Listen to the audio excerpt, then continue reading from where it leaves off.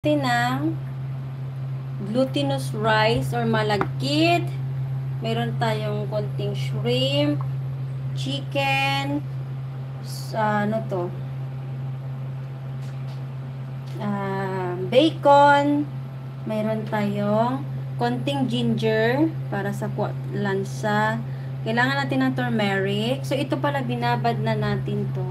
So, kailangan natin ng onion, garlic, green peas, at tayo ng manok, hotdog, sausage, at ito. So, kailangan pa natin ng sibuyas dahon. Kailangan natin ng raisins. So, ito binabad ko na para magkulay na. So, let's cook na guys. Kailangan ko rin pala guys kailangan ko din ng laurel or bay leaves. So, pinakuluan ko muna ang kaldero para mawala yung mga ayan. So, guys, ayan. Pinakuluan ko muna sa mainit na tubig to para mawala yung mga germs. Ma-sterilize natin yung kaldero, di ba? Ayan. Ganyan yung sikreto natin.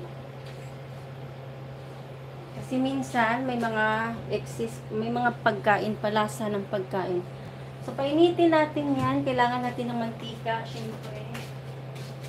Kailangan natin ng butter also para medyo malinaw na mga tingin. So, now, ayan guys, pinapainit na natin yung kawali, ay ang kaldero. Ayan.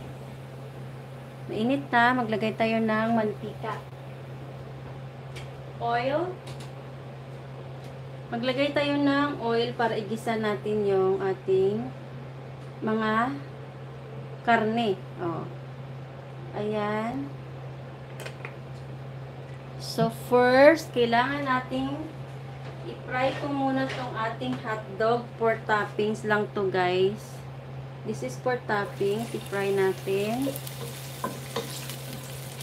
Ayan mga guys. Kailangan ko ng apron kasi kapag-sunsan ko na mag-init sa apoy. So, mag-apron lang ako guys para hindi masyadong mainit ang tiyan ko.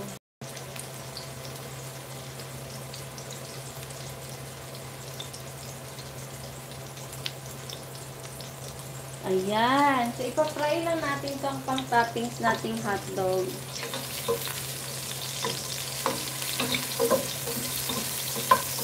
Kasi mayroon na rin tayong sausage lang yung gagamitin natin for cooking mamaya. Ayan. Sit aside lang natin. Sit aside. Okay, sit aside natin siya. So, kailangan ko ng pinggan.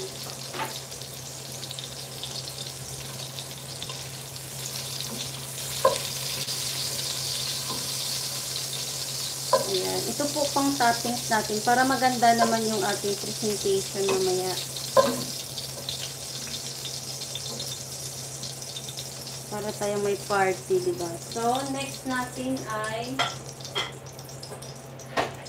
ilalabas din natin ang sarap nito ang ating sausage. Ayan.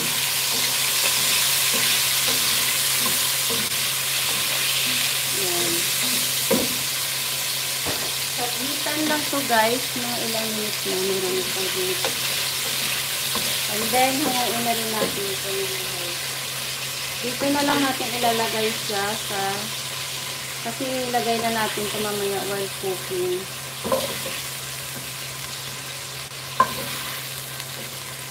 Yun naman yung hotdog. Separate natin yun para toppings yun.